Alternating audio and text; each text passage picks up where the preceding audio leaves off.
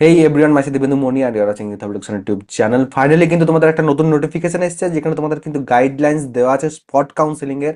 আর তার সাথে আরো একটা কথা আমি বলে দিই, যে ভ্যাকেন্ট সিটস, ঠিক আছে, যেটার আমরা ওয়েট করছিলাম, সেই ভ্যাকেন্ট সিটসও কিন্তু চলে এসেছে। তোমাদের যে ওয়েবসাইট, মেন ওয়েবসাইট, সেই ওয়েবসাইটে কিন্তু আছে।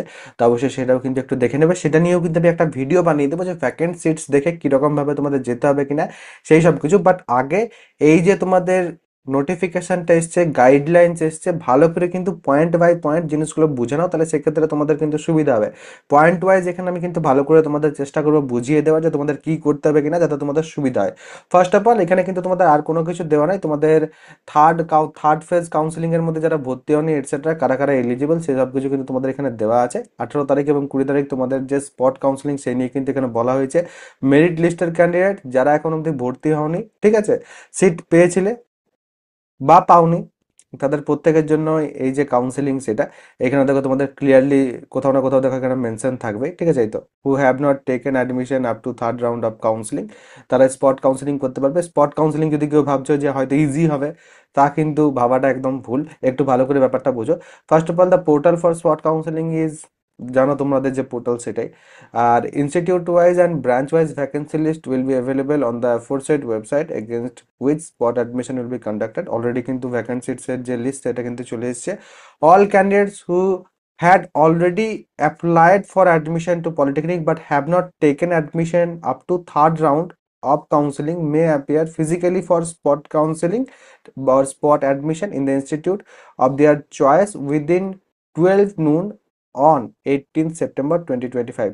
হোপফুলি বুঝতে পারছো যে ফিজিক্যালি কিন্তু তোমাদের কলেজে যেতে হবে। যে কলেজে তুমি অ্যাডমিশনটা নিতে চাইবে, সেই কলেজের তোমাদের কিন্তু ফিজিক্যালি যেতে হবে। কি নিয়ে যেতে হবে কিনা দেখিয়ে দিচ্ছি, কোনো সমস্যা নেই। Reporting by the candidate in time is mandatory. Late কিন্তু কেউ করবে না, ঠিক আছে। যদি তোমরা লেট করো, তাহলে সেক্ষেত্রে তোমাদের কিন্তু ঢুকতে দেবে না, এবং সেক্ষেত্রে তোমাদের কিন্তু সমস্যা, স্পেশালি যেসব কলেজে সিট সংখ্যা কম আছে, ঠিক আছে, সিট যেখানে কম আছে সেখানে এই জিনিসটা বেশি হবে, যে ঢুকতে দেবে না etcetera. The main gate of the institute will be open at 10 a.m. for entry of the applicants and their guardians. However, the guardians will not be allowed to enter in the counseling hall. তো counselling হলের ভিতরে enter করতে দেওয়া হবে না। এখানে বলা হয়েছে admission in the vacancies will be made strictly based on merit list which was already published by council. তোমাদের র্যাঙ্ক অ্যাকচুয়ালি চেক করা হবে, এবং সেই র্যাঙ্ক হয়, যদি ধরো 5টা সিট থাকে আর যদি এখানে 6 জন যাও, তাহলে সেক্ষেত্রে যে 5 জনের বেটার র্যাঙ্ক থাকবে তারাই কিন্তু এখানে পাবে, ঠিক আছে। Upon successful verification of all eligible criteria, a candidate will be admitted against seat in his or her preferred branch in accordance with the available vacancy. Obviously, এই ব্যাপারটা তো তোমরা জানোই, যে অ্যাভেলেবল ভ্যাকেন্সির হিসেবে কিন্তু হবে। এবং টাকার হিসেবে তোমাদের ধরো ক্যাশ বলেছে 1000 টাকার কাছাকাছি অ্যাপ্রক্সিমেটলি নিয়ে যেতে, ঠিক আছে। আর বাকি তোমাদের কলেজ থেকেই বলে দেবে যে কিভাবে কি পেমেন্ট করতে হবে কিনা, বা অনেক কলেজে পেমেন্ট করেও দিচ্ছে। তো সেটা নিয়ে আমি খুব একটা বলছি না এই মুহূর্তে। কি কি তোমাদের অরিজিনাল নিয়ে যেতে হবে একটু দেখে নাও। First of all, rank card যেটা, সেটা কিন্তু অরিজিনাল তোমাদের নিয়ে যেতে হবে। অ্যাডমিট কার্ড অফ মাধ্যমিক আর ইকুইভ্যালেন্ট নিয়ে যেতে হবে। মার্কশিট অফ কোয়ালিফাইং এক্সামিনেশন নিয়ে যেতে হবে। কাস্ট সার্টিফিকেট, যদি তুমি এসসি এসটি ওবিসি ইডাব্লিউএস থেকে বিলং করো, তাহলে সেক্ষেত্রে কাস্ট সার্টিফিকেট নিয়ে যাবে। টিএফডাব্লিউ থেকে বিলং করলে টিএফডাব্লিউ, আর 2 copies of passport size photograph তোমাদের কিন্তু নিয়ে যেতে হবে। এরপর বাকি যে ডকুমেন্টস, সেগুলোর জন্য তোমাদের কিন্তু ডেট দেওয়া হবে, সেই ডেটে কিন্তু তোমাদের সেই ডকুমেন্টস যেগুলো, সেগুলো সাবমিট করতে হবে, ঠিক আছে। আর যারা ভাবছিল ওই তোমাদের অ্যান্টি র্যাগিং সার্টিফিকেট এরপর কিন্তু তোমাদের বানানোর জন্য সময় দেবে, চাপ নিও না ওটা, আমি আগেও বলেছি। অ্যান্টি র্যাগিং অ্যাফিডেভিটও যদি বানাতে পারে, অ্যান্টি র্যাগিং অ্যাফিডেভিটের ক্ষেত্রে দেখবে একটা ভিডিও দেওয়া আছে, অ্যাফিডেভিটটা কি করে করবে কিনা, ফরম্যাটও কিন্তু সেখানে দেওয়া আছে। অবশ্যই কিন্তু সেই ভিডিওটা দেখে নিতে পারো, anti ragging youth of education করে। ডমিসাইল যদি বলে কলেজ যে লাগবে, সেক্ষেত্রে domicile youth of education search করবে, প্রোফর্মা বিটা করিয়ে নেবে, ঠিক আছে। মেডিকেল ফিটনেস সার্টিফিকেট এখন অব্দি যদি না করিয়েছো, কলেজ যদি চায়, তাহলে medical fitness youth of education search করবে, পেয়ে যাবে, কোনো সমস্যা কিন্তু নেই। তারপরে 20 তারিখ থেকে কিন্তু আরো একটা তোমাদের আছে, এবং সেই ক্ষেত্রে কি হবে, ফ্রেশ অ্যাপ্লিকেশন যেটা এখন শুরু হয়ে গেছে অলরেডি, সেই ফ্রেশ অ্যাপ্লিকেশনে যারা করছে তারা কিন্তু পারবে। এখানে দেখো তোমাদের বলাই আছে, best on the application show receive till 18/9/2025, ছটা সন্ধ্যে 6টা অবধি, ঠিক আছে, ফ্রেশ মেরিট লিস্ট আসবে একটা।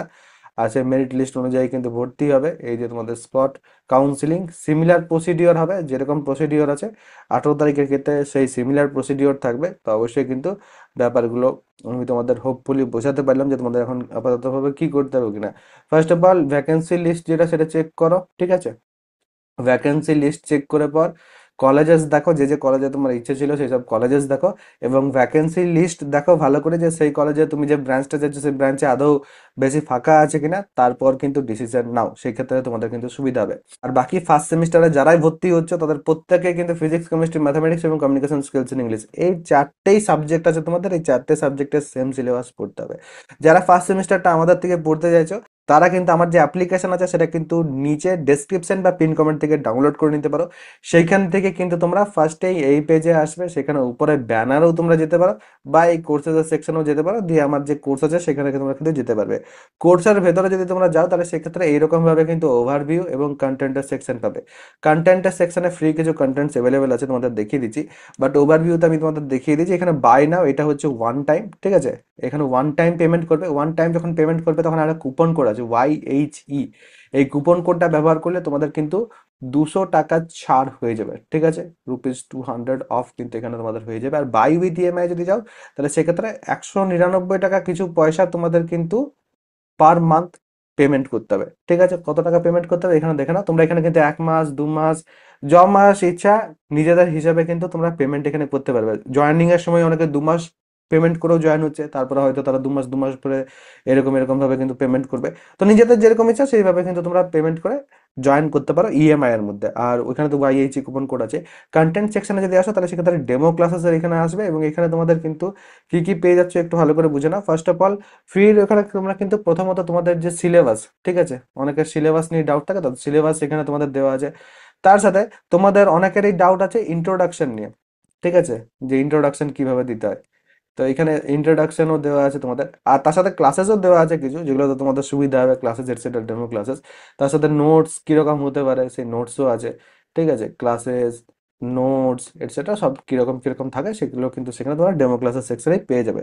তো যারা যারা চাইছো জয়েন হতে অবশ্যই কিন্তু জয়েন হয়ে যেতে পারো। পরেও যদি কারোর কোনো রকম কোনো প্রশ্ন থাকে কমেন্ট সেকশনে অবশ্যই জানাবে।